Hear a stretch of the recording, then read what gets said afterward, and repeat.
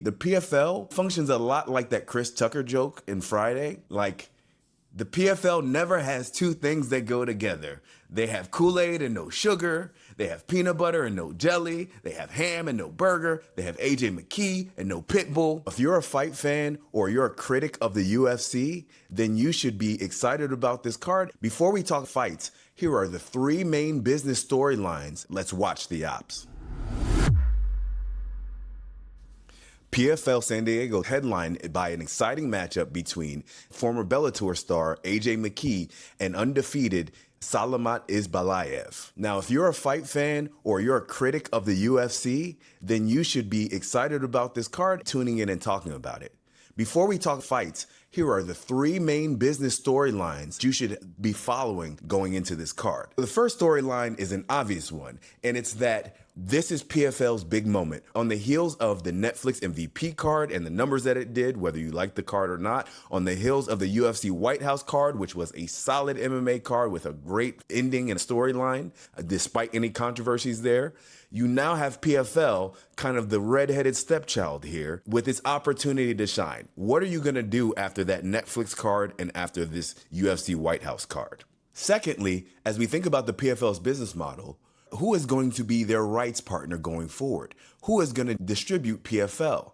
Their deal with ESPN ended at the end of 2025, and from all reports, it sounds like it's not going to be renewed. So who is going to be the PFL's rights partner? The UFC has been able to upgrade to bigger and bigger partners, going from Fox to ESPN Disney to Paramount. They landed that almost $8 billion rights deal. What is PFL's plan? If they don't renew with ESPN, what platform will host them? We know from our recent discussions that the streaming platform, the distribution platform, may be more important to success than the actual promoter. The last storyline that we're curious about going into this weekend is the plan for talent integration. It seems like PFL keeps losing valuable talent, PFL and Bellator. We've talked about the number of fighters that are now in the UFC or fighting on the Netflix card.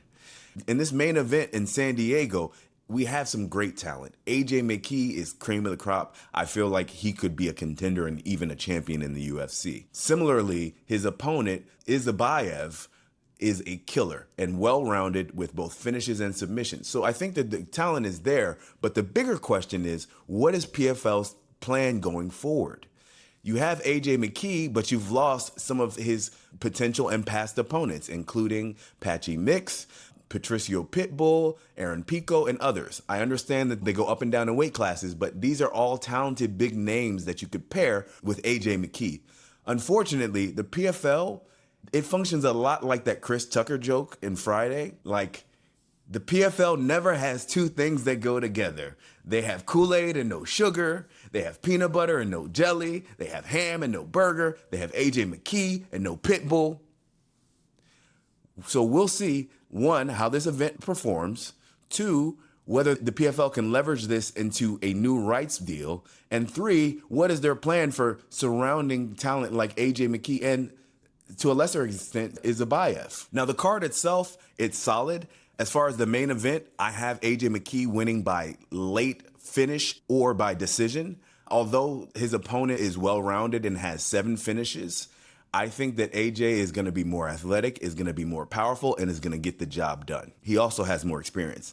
In the co-main, it's interesting because I think it's a very well-matched fight. You have former UFC talent, so I want to give credit where credit's due, where PFL has picked up some decent talent, and similarly late in their career.